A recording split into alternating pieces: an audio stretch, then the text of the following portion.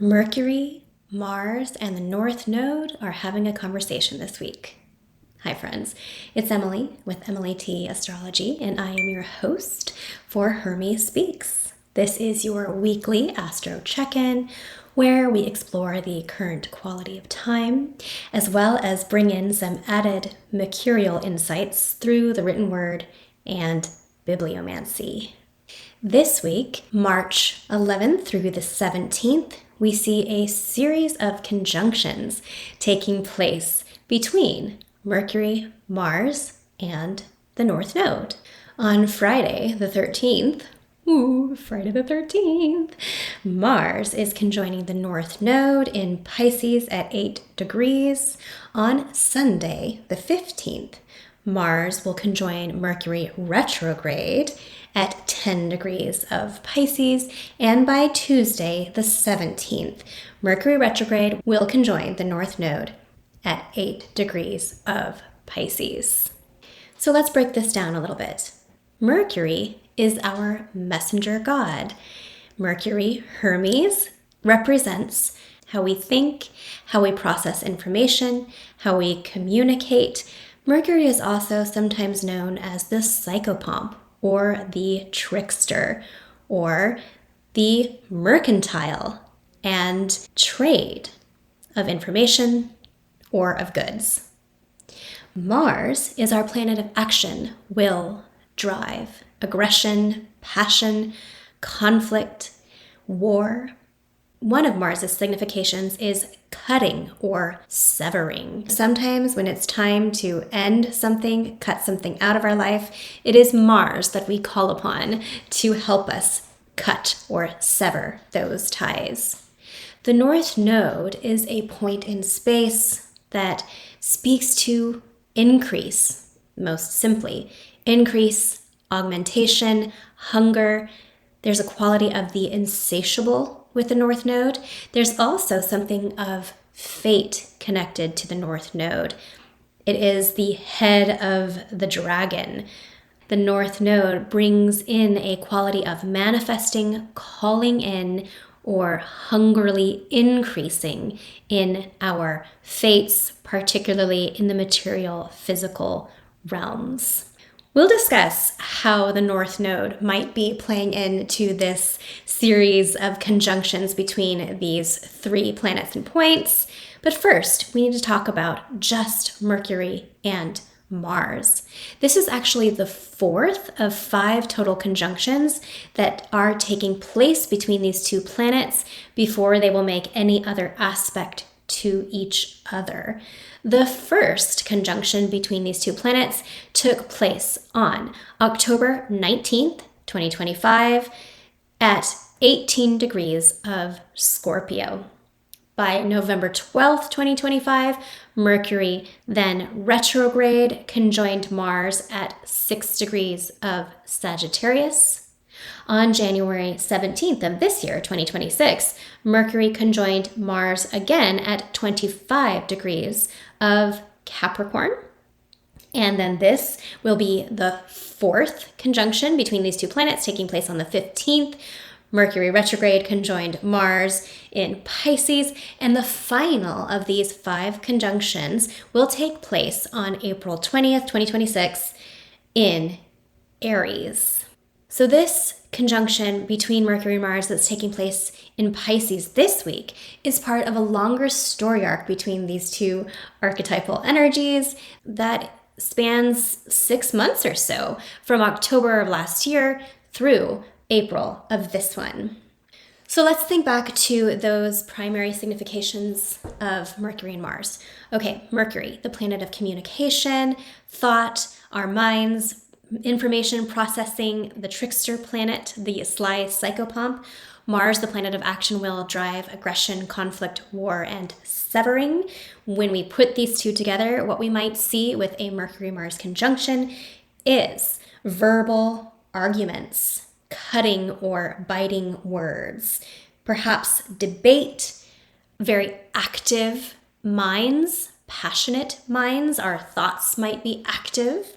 We might see or hear news of things like competitions, conflicts, really active physical events. We might be becoming aware of those. We might be receiving information or news about these types of events. We might see communication that is very effective or to the point. We might be involved in the breaking of ties, receiving information or receiving news about the breaking of ties, the severing of ties. Have an element of feeling very determined, very passionate, very active and aggressive, and maybe really effective as well. This is not like all bad. It's not going to be all arguments, right? That's just one thing that can come up. This can be very good for competition. This can be very good depending on the situation for discernment, right? If we are able to use our minds to kind of cut through the fluff. Mercury and Mars in particular in the sign of Virgo can be excellent editors and discerning qualities. So taken together, Mercury and Mars, we get these kinds of qualities, these kinds of experiences that might be coming up. Let's think back to those dates a little bit. Was there anything going on in October when they made that first conjunction in Scorpio for you that had a quality of being very penetrative, investigative? Was there new information or new ways of thinking that felt like they were bringing up perhaps something of the shadow, new awareness, a new perspective that you were seeing that felt scorpionic, maybe something behind the scenes, maybe something that normally people don't talk about was being brought up and you were becoming aware of it, that maybe felt conflictual, right? Then by November, we had that second conjunction between Mercury retrograde and Mars, this time in Sagittarius.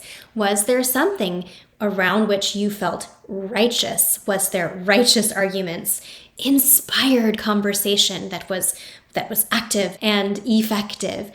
Was there a fervency to an argument or a conflict or a piece of information that you were receiving or you yourself were communicating? Then come January, we had that conjunction in Capricorn. This conjunction was also very near to the sun at the time in Capricorn. This might have a quality of being staid, have determination, maybe foresight, the ability to see the long game with whatever conflict or new information was coming up, whatever argument, that there was maybe a gravitas or a seriousness with the sun involved there. Was there anything going on in your arguments, in your conversations, in your new thought processes that had a quality of ambition or the desire to achieve? With the sun coming in there, there might have been some serious long game, determined, willing to put in the work pieces of information or conflicts or arguments that you were having in January. I'm going to skip this current week and we'll come back to it and break that down in a little bit more detail.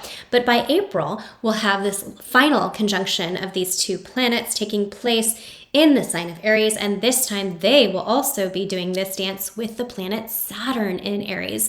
So the three of them in April will be very close together, Mercury, Mars, and Saturn, all forming their conjunctions with each other within like 1 to 2 days, very closely. And this might have the quality of finality with Saturn involved, active, impulsive, courageous, initiatory, perhaps violent words, right? We're talking about Mercury, very martial or active or competitive words that are coming up in arguments or in conversations or information that we are receiving that then compels us to act in a certain way. We also have Saturn involved in that conjunction in Aries, which makes me think it will have a sense of potentially like this is the final part of this longer story arc between these two planets, the planet of our mind and the planet of action, coming together over this 6-month period of time. With Mars being a planet of severing or of cutting, maybe this is the final cutting of ties, the taking down of the old. Saturn represents age. This final conjunction, the 5th conjunction in this series of conjunctions between Mercury and Mars, which is taking place in April conjunct Saturn, has a real feel to me of finality. Like no more, there's no more going back. So that's the longer story if we just want to ascribe certain qualities based on the sign that these conjunctions were taking place within. And now let's look at this one specifically, the 4th in the series, with Mercury and Mars coming together on the 15th in Pisces. So Mercury in Pisces, right? Mercury is said to be in exile or debilitated and in its fall. So Mercury is not very comfortable in the sign of Pisces. Mercury is a planet that speaks to the mind, the details, the ability to communicate, the messenger god, the trickster god who can go quickly. It's the fastest moving planet in our solar system. So it's speedy, it's quick, it's witty, it's discerning. And in the sign of Pisces, which is a Jupiter and Venus ruled water sign that struggles to see the details, it's much more about boundaryless, floating. Mercury, fallen and in exile, does not do so well in this sign. It's not able to gather its thoughts in a logical, coherent way as easily as in some of the other signs. So not only is Mercury in a position of debility here, it's also retrograde. It's moving backwards. It's revising, rethinking, reviewing, reassessing, and it's struggling to come with clarity, with logic, with reason. Okay. Mars in Pisces can be incredibly righteous. What comes to mind, and this is a little bit of a darker thing to think about. I think about self-immolation, right? The monk who lights himself on fire in protest. That feels like Mars and Pisces to me. There can be real martyrdom of actions that are self-sacrificing and in the name of some higher spiritual meaning. Mars in Pisces can be the Joan of Arc, right? The spiritual warrior, the emotional warrior. And so when we have a slightly confused or illogical and yet very romantic, artistic, musical Mercury in Pisces conjoined this spiritual and emotional warrior of Mars in Pisces, we might really see the debates or the arguments or the news that we are receiving around active physical events that are taking place in our lives or in the world has a quality of the fervent or the righteous or the spiritual warrior.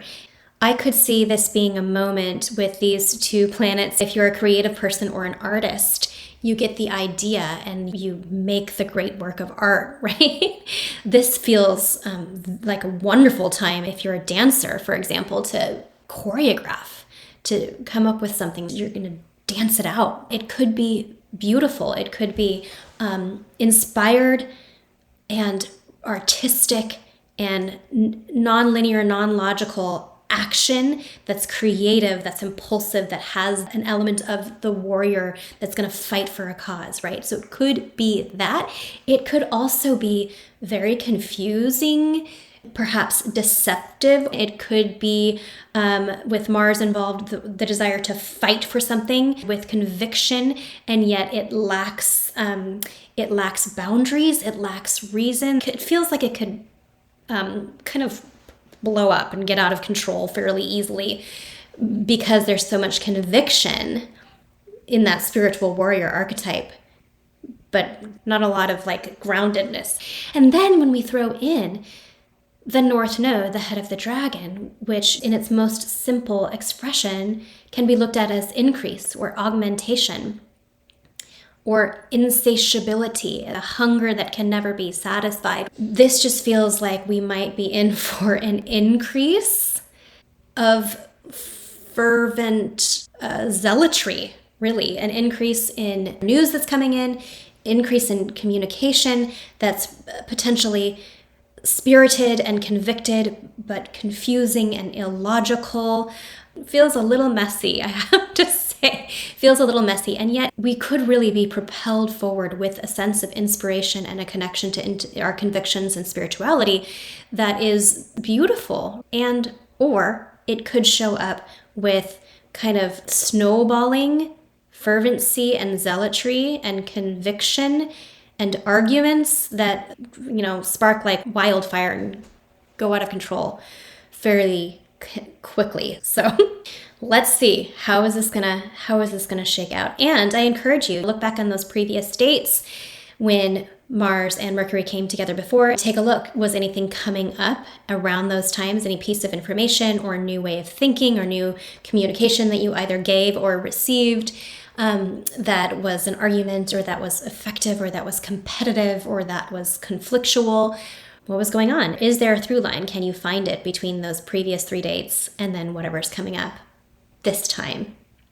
We've come to the part of the show where I bring in those added mercurial insights and we listen to Hermes speak through the written word and bibliomancy. If you're not familiar with bibliomancy, it is an oracular craft just like the tarot or the I Ching or oracle cards, where you meditate on a concept, a question, and then you choose a book and open the book to a random page, and that is the oracle coming to speak to you.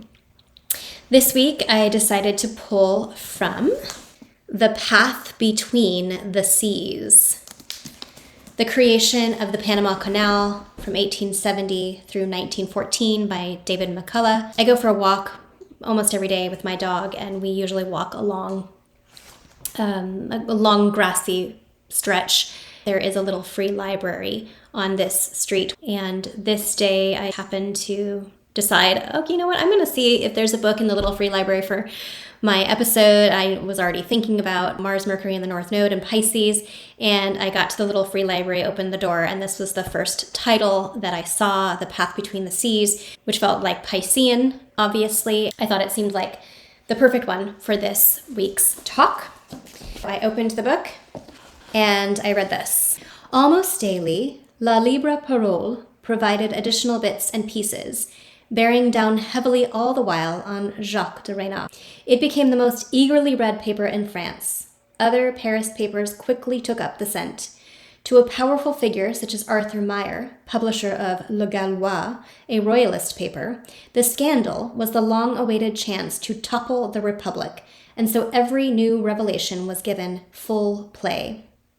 When Le Cocarde, another right-wing paper, carried an interview with Charles de Lesseps that appeared to confirm the Micros revelations, a new Minister of Justice, Louis Ricard, felt compelled to act.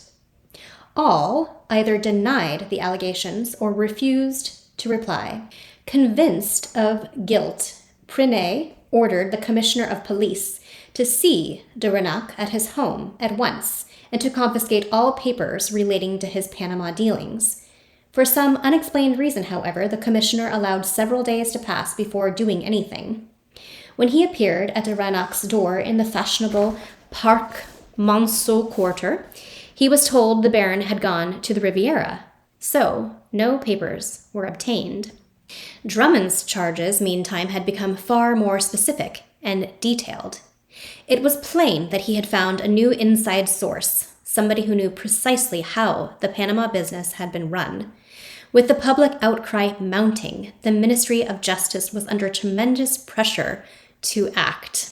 Others in the chamber were demanding a parliamentary investigation, but Premier Émile Loubet and his cabinet held back, urging prudence, urging patience, hardly daring to make a move, living only day by day and fearing the worst. None could say how many old friends might have been involved, who might be destroyed, were the avalanche to let go. Right? I don't know. I don't really know how else to, I'm not going to beat around the bush, okay? I read this, and it with regard to everything that we just talked about, Mercury, Mars, under pressure to act, that's Mars. Mercury is sources of information. We don't really know the reason, but the commissioner allowed several days to pass. I hadn't read this book. I don't know the history at all that is being discussed in this. I just, as I said, grabbed this book out of the little free library, opened it to a random page, and read this. I'm not going to beat around the bush. I feel like this was a message about the Epstein files. To me, that was the first thing that I thought.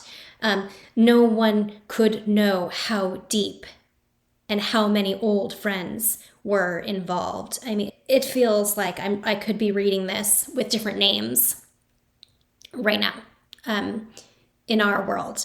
So, I read this and my first thought was maybe this Mercury-Mars conjunction on the North Node with its increase, and that has the quality of fate and destiny. The fates are weaving, right? The Moira are weaving the stories of our lives. I would not be surprised at all if this Mars-Mercury North Node series of conjunctions taking place this week, if some new revelation comes up, some more of the files are released, there's more of a clamoring to have them released. Just the first thing that I thought when I read this was the Epstein files. So we shall see, and I could be completely wrong about this. I do wonder also if other current actions that are taking place that maybe have diminished the focus on the Epstein files, if there might be enough of a clamoring that says, hey, these other things that are happening right now have distracted us from this, and we want to get back to the next step, whatever that is, with regard to the Epstein files. I have to be honest that that's the first thing that I thought. Let's scale it down a little bit, or step back and think about in our personal lives. What could this passage say? There feels with this something impending. There is a clamoring for information. There's scandal that is maybe titillating or tantalizing. Is there Mercury Mars in Pisces some news or piece of information that you are becoming aware of or that you're hungry for? But in Pisces, Mercury retrograde is like slipping through the fingers. We don't have the full disclosure yet. Is there something in our lives that is the upswell of desire or interest or tantalizing scandal or information that we are seeing around the edges and the periphery that we want to have come out? We actually want to sit in the sense of outrage because that feels good, right? Is something like that coming up this week that really has captured our imagination, our sense of outrage, and yet around which there is some confusion or some deception or some, we don't know why, but for whatever reason, the commissioner allows several days to pass before, and then when we go to get the information, the person is not there, right? So that could be happening in some facet of your life. There is a fervent, convicted desire for information, perhaps of a salacious nature, that we want to be exposed. We want to have come into the light. We feel a pressure to act. Either we ourselves feel that way or we are putting pressure to act on our sources of information. Something like that may be coming up this week with Mercury retrograde conjoined Mars and the North Node in the watery, artistic, illogical, feeling-based, spiritual sign of Pisces. So watch for that this week, guys. Let me know if you go back, look in your journal or through the photos in your phone. Sometimes that's how I track time, is what I was taking pictures of at certain times. Connected to those previous Mars-Mercury conjunction dates, that feels like that's part of the same storyline. Let me know. I'm really curious. I hope that this was interesting for you. If you enjoyed it, please like, subscribe, click the notification bell, leave me a comment. I love to connect with you. It tells me you're out there and you're enjoying this content. I love astrology. I gotta say, I love it. And it makes me feel, especially in times like we are living through, with so much uncertainty, suffering, and fear and pain and outrage. The connection to astrology helps me to feel like there is some beauty and order. It helps me to feel connected, and that maybe, just maybe, there's some reason. So I hope that this might provide even one of you that feeling of connection, and that there is order and beauty in the universe, even if it feels chaotic and wild. and scary and uncertain. So hang in there, everybody. And I'll see you next week.